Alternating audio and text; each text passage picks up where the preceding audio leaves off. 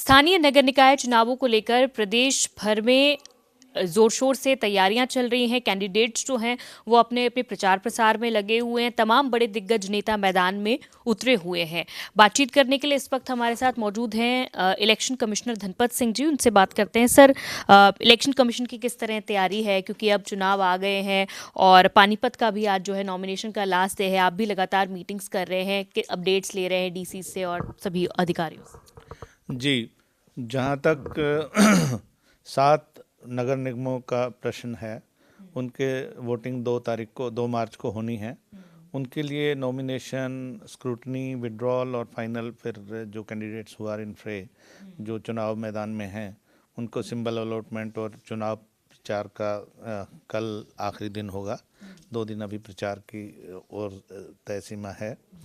तो इसमें जहाँ तक अगर हम कैंडिडेट्स की बात करें तो मेयर पद के लिए गुरुग्राम, मानेसर, फरीदाबाद, हिसार, रोहतक, करनाल और यमुनानगर के लिए कुल 43 नॉमिनेशंस हमारे पास आए थे इन 7 नगर निगमों के लिए। 2 उसमें से नॉमिनेशंस रिजेक्ट हुए, 41 वैलिड नॉमिनेशन रहे और 9 ने विड्रॉ किया कैंडिडेट्स ने।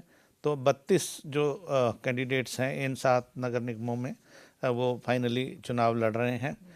मानेसर के लिए 4 हैं, गुरुग्राम में सीधी फाइट है, 2 हैं, कांग्रेस और बीजेपी के कैंडिडेट्स हैं। फरीदाबाद में 6 कैंडिडेट हैं और हिसार में 7 कैंडिडेट हैं, रोहतक में 5 कैंडिडेट हैं, करनाल में 4 और यमुनानगर में भी 4।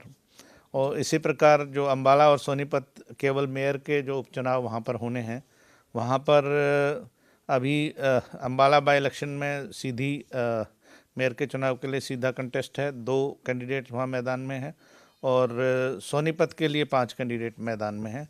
तो वहाँ के लिए 7 दोनों को मिला के 7 कैंडिडेट हैं और 32 अगर बाकियों के नगर निगम के लगाएं तो महापौर का जो चुनाव के लिए अपनी किस्मत 39 लोग आजमा रहे हैं। सर, क्या कोई निर्विरोध चुनाव जीते हुए कैंडिडेट्स भी हैं? नहीं, प्रेसिडेंट ऑफ म्यूनसिपल काउंसिल या म्यूनसिपल कमेटी या मेयर के लिए नहीं है। वार्ड मेंबर्स का है, जिनका जिक्र मैं आगे आपको करूँगा।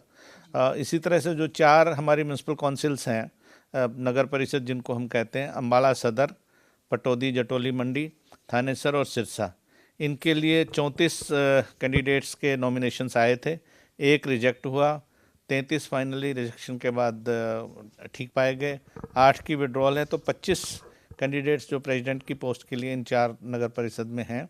अम्बाला सदर में 2, पटौदी जटोली मंडी में 11, थानेसर में 5 और सिरसा में 7 कैंडिडेट्स जो है प्रेसिडेंट की पोस्ट के लिए नगर परिषदों में अपनी किस्मत आजमा रहे हैं।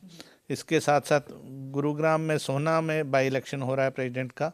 वहाँ 5 उम्मीदवारों ने नॉमिनेशन भरा था और 5 के 5 वैलिड पाए गए। उनमें से 3 ने नाम विड्रॉ कर लिए और फाइनली 2 लोग जो हैं वो प्रेसिडेंट म्यूनसिपल काउंसिल सोना के लिए अपनी किस्मत आजमा रहे हैं। यानी कि total presidents of municipal council के लिए 27 लोग मैदान में हैं। इसी तरह से जो कमेटियां हैं, 21 जो कमेटियां हैं, उनके लिए 223 नॉमिनेशंस आए थे, 8 उनमें से सही नहीं पाए गए, तो 215 सही पाए गए और 72 ने विड्रॉ किया। उसके बाद 143 जो कैंडिडेट्स हैं वो 21 जो नगर पालिकाएँ हैं उनके लिए चुनाव मैदान में हैं और 2 जो म्यूनसिपल कमेटियां हैं, जो नगर पालिकाएँ, असंध और इस्माइलाबाद, यहाँ पर प्रेसिडेंट के लिए बाई इलेक्शन हो रहा है। वहाँ पे असंध के लिए 4 नॉमिनेशंस आए थे और 1 ने विड्रॉ किया, तो 3 मैदान में हैं। हाँ, इस्माइलाबाद कुरुक्षेत्र में 5 नॉमिनेशंस आए थे और 5 लोग कंटेस्ट कर रहे हैं। हाँ, तो इस प्रकार जो है 9 लोग टोटल जो है 151 लोग जो हैं वो प्रेसिडेंट्स के लिए म्यूनसिपल कमेटियों में अपनी किस्मत आजमा रहे हैं। अगर हम पार्टी वाइज देखें तो पार्टी वाइज जो मेयर हैं कॉरपोरेशंस के, वो अम्बाला में 2 लोग हैं, उनमें से एक बीजेपी के कैंडिडेट हैं, एक इंडियन नेशनल कांग्रेस के कैंडिडेट हैं। फरीदाबाद में 6 कैंडिडेट हैं, उनमें से बीजेपी का 1, इंडियन नेशनल कांग्रेस का 1 और आम आदमी पार्टी का कोई नहीं है, बीएसपी का कोई नहीं है, सॉरी आम आदमी पार्टी का एक और बीएसपी का एक, हाँ ये 4 पॉलिटिकल पार्टीज हैं और 2 इंडिपेंडेंट हैं। इसी तरह से गुरुग्राम में जो है 2 कैंडिडेट हैं, एक बीजेपी जो मेन जो नेशनल पार्टीज़ हैं बीजेपी और इंडियन नेशनल कांग्रेस, उनके एक एक कैंडिडेट मैदान में हैं। मानेसर में जो टोटल 4 कैंडिडेट हैं उनमें से एक बीजेपी का, एक इंडियन नेशनल कांग्रेस का और बाकी इंडिपेंडेंट हैं। हिसार में जो 7 कैंडिडेट हैं उनमें से एक बीजेपी, एक इंडियन नेशनल कांग्रेस। इसी तरह से करनाल में 4 कैंडिडेट में से एक बीजेपी, एक इंडियन नेशनल कांग्रेस। रोहतक में 5 कैंडिडेट्स में से एक इंडियन नेशनल कांग्रेस, एक बीजेपी और एक आम आदमी पार्टी का है। और सोनीपत में जो बाई इलेक्शन हो रहा है वहाँ पे 5 कैंडिडेट्स में से एक बीजेपी, एक इंडियन नेशनल कांग्रेस, एक आम आदमी पार्टी, एक बहुजन समाज पार्टी का कैंडिडेट है। और रोहतक में भी एक इंडियन नेशनल लोकदल का कैंडिडेट भी एक मैदान में है। यमुनानगर के लिए 4 कैंडिडेट्स में से एक बीजेपी, एक इंडियन नेशनल कांग्रेस और बाकी इंडिपेंडेंट हैं। हाँ, ये पार्टी वाइज स्थिति है मेयर्स के बारे में। और म्यूनसिपल कॉरपोरेशन के जो मेंबर्स हैं उनका भी चुनाव लोग पार्टी बेसिस पे कुछ लोग खड़े हुए हैं। तो फरीदाबाद में टोटल 46 वार्ड हैं, उनमें से 221 कैंडिडेट चुनाव मैदान में वार्ड्स के लिए, जिसमें बीजेपी के सभी वार्डों में 40 हैं, इंडियन नेशनल कांग्रेस के 38 वार्डों से खड़े हुए हैं, आम आदमी पार्टी के 18 लोग खड़े हुए हैं 18 वार्डों से, बीएसपी के 6 हैं और आरआरपी है एक रीजनल पार्टी है और एक बीबीपी भी कोई रीजनल पार्टी है, एक लोक जनशक्ति पार्टी है, इनके भी एक कैंडिडेट चुनाव मैदान में है। इसी प्रकार गुरुग्राम में 36 वार्ड हैं, 165 कैंडिडेट मैदान में हैं और इसमें से बीजेपी के सभी 36 के 36 वार्ड्स में हैं। आईएनसी के 27 लोग खड़े हैं, 27 वार्डों को रिप्रेजेंट कर रहे हैं। आम आदमी पार्टी का एक वार्ड में कैंडिडेट है, बीएसपी का एक आदमी एक वार्ड के लिए कैंडिडेट है, जेजेपी का भी एक कैंडिडेट है और बाकी इंडिपेंडेंट हैं। तो एक फरीदाबाद में यूनानिमसली इलेक्टेड है वार्ड मेंबर। इसी तरह से गुरुग्राम में भी एक यूनानिमसली जो अनअपोज्ड इलेक्टेड है और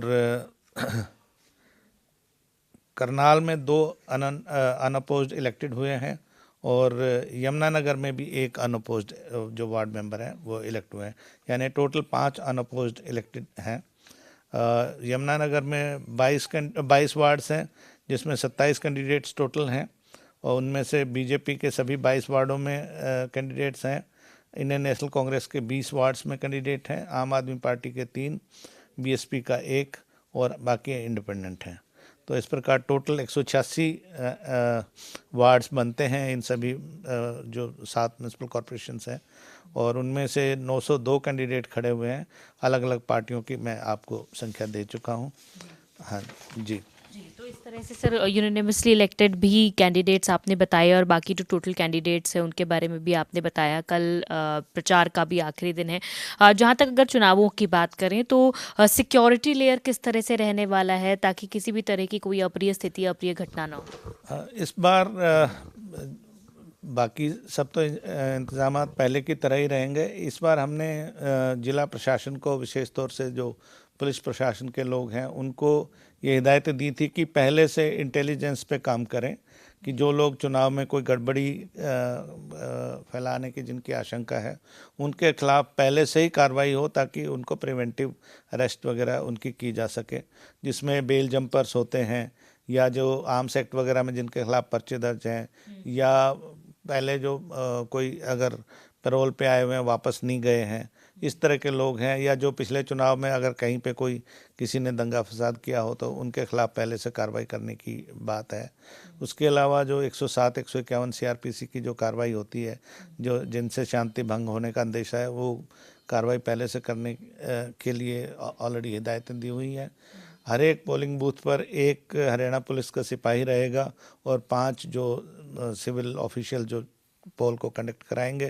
जो सेंसिटिव और हाइपर सेंसिटिव बूथ है वहाँ पर 1 या 2 अतिरिक्त पुलिस बल रहेगा। और जहाँ तक पूरे कैंपस की बात है, जैसे एक मान लीजिए कैंपस में 5 या 6 बूथ हैं तो वहाँ पर बाहर पुलिस अपना क्राउड कंट्रोल के लिए और किसी प्रकार की अनहोनी घटना को रोकने के लिए पुलिस पार्टी प्रेजेंट रहेगी। और बाकी अलग अलग सभी कॉरपोरेशंस में, कमेटियों में या काउंसिल्स में सेक्टर्स बनाए होते हैं, वहाँ पे मोबाइल पुलिस पेट्रोलिंग पार्टी रहेगी और नॉर्मल जो थाना की पुलिस है वो तो रहेगी ही रहेगी। इसी तरह से सेक्टर मजिस्ट्रेट भी डिफरेंट म्यूनसिपल कॉरपोरेशंस, काउंसिल्स और कमिटीज़ में रहेंगे जो मोबाइल रहेंगे। उनके साथ भी 3-4 पुलिसकर्मी और एक वीडियोग्राफर होता है ताकि कहीं पर आवश्यकता पड़ने पे इंसिडेंट की वीडियोग्राफी भी की जा सके और क्राउड कंट्रोल की जा सके। उनके पास अतिरिक्त 2 ईवीएम्स भी तैयार शुदा होती है। कहीं पर ईवीएम रिप्लेस करने की नौबत आ जाए तो वो भी ईवीएम रिप्लेस करवा दी जाती है। सर, कितने सिक्योरिटी पर्सनल और कितने स्टाफ मेंबर जो हैं वो डिप्लॉयड रहने वाले हैं इस पूरे इलेक्शन में? इस पूरे हमारे जो इलेक्शन है इसमें लगभग 5,000 बूथ, पोलिंग बूथ इन्वॉल्व हैं। तो 5,000 के हिसाब से 25,000 तो हमारे सीधे सीधे जो पोल कर्मी डायरेक्ट ड्यूटी पे रहेंगे। उसके अलावा 10% रिजर्व होता है और जो ओवर सीइंग के लिए सुपरवाइजरी स्टाफ भी रहता है। तो तकरीबन 30,000 के करीब इसमें इलेक्शन का स्टाफ रहेगा और पुलिसकर्मी भी लगभग 10,000 के करीब पुलिसकर्मी इसमें सहायता करेंगे इसको शांतिपूर्वक करवाने के लिए। सर, अब तक क्या चुनावों को लेकर, क्योंकि कल कैंपेन का आखिरी दिन है और पानीपत को लेकर भी आज नॉमिनेशंस का आखिरी दिन है, क्या अब तक कोई इलेक्शन कमीशन के पास कंप्लेंट्स किसी भी कैंडिडेट को लेकर या किसी भी तरह के कुछ पहुंची हैं? नहीं, छोटी मोटी कंप्लेंट्स हमारे पास आती रहती हैं कि model code of conduct violation की। तो उसके लिए हम तुरंत जो संबंधित जिला उपायुक्त है और जो हमारी तरफ से इलेक्शन ऑब्जर्वर्स हैं उनको हम भेज देते हैं ताकि वो उस शिकायत का मौके पर निपटान करें। सिरसा ज़िले में शिकायत आई थी कि वहाँ पर मॉडल कोड ऑफ कंडक्ट के बावजूद भी म्यूनसिपल काउंसिल में कुछ नई स्ट्रीट लाइट्स लगाई जा रही थी। तो जो संबंधित एक्शन है उसके विरुद्ध कार्रवाई करने के लिए हमने डीसी को लिख दिया है। और छोटी घटनाएं हैं कि कहीं मंदिर के बाहर पोस्टर लगा दिया तो वो पोस्टर तुरंत हटाने के लिए इस तरह की। और छोटी मोटी शिकायतें, कोई मेजर शिकायत कोई ऐसी कहीं पे झगड़ा होने की या कोई हिंसा की कोई ऐसी नहीं आई है। वहीं सर, एक बड़ा सवाल इन इलेक्शंस को लेकर विपक्ष द्वारा यही उठाया जा रहा है कि ये तो पहले ही क्लियर हो गया था, कर दिया था कि ईवीएम से ये चुनाव करवाया जाएगा, लेकिन इस बार वीवीपैट का इस्तेमाल नहीं किया जा रहा है। विधानसभा में भी वीवीपैट का इस्तेमाल किया गया था, तो अब वीवीपैट का इस्तेमाल क्यों नहीं किया जा रहा है? इसके पीछे का कारण क्या है? देखिए, हमारे पास जो ईवीएम्स हैं वो M2 टाइप ईवीएम्स हैं जो कि पहले की टेक्नोलॉजी है। उस समय उसमें वीवीपैट का प्रावधान नहीं होता था। जो इलेक्शन कमीशन ऑफ इंडिया के पास जो मशीनें होती हैं वो M3 टाइप ये लेटेस्ट वर्जन है जिसके साथ वीवीपैट कंपैटिबल है। तो हमारे पास जो इलेक्शन कमीशन के पास, क्योंकि विधानसभा और लोकसभा के चुनाव M3 टाइप ईवीएम से होते हैं, तो इलेक्शन कमीशन ऑफ इंडिया हमें इजाज़त नहीं देता M3 टाइप मशीन्स यूज़ करने के लिए। तो M2 टाइप की वीवीपैट से कंपैटिबिलिटी नहीं है, तो इसलिए इसमें वीवीपैट नहीं होगा। लेकिन डरने की कोई बात नहीं है। जो वोट जो रिकॉर्डेड है, जिसके अगेंस्ट वोट करेगा कोई भी मतदाता, वो उसी के अगेंस्ट रिकॉर्ड होगी। और हमने इसके बारे में पूरी तरह से आश्वस्त कर लिया है। और 2 दिन पहले राजनीतिक दलों के साथ भी बैठक थी हमारी, उसमें भी सबको आश्वस्त करवा दिया गया है। उनको ईवीएम का डेमोन्स्ट्रेशन भी दिया गया है कि इसमें किसी प्रकार की कोई चूक होने की संभावना नहीं है।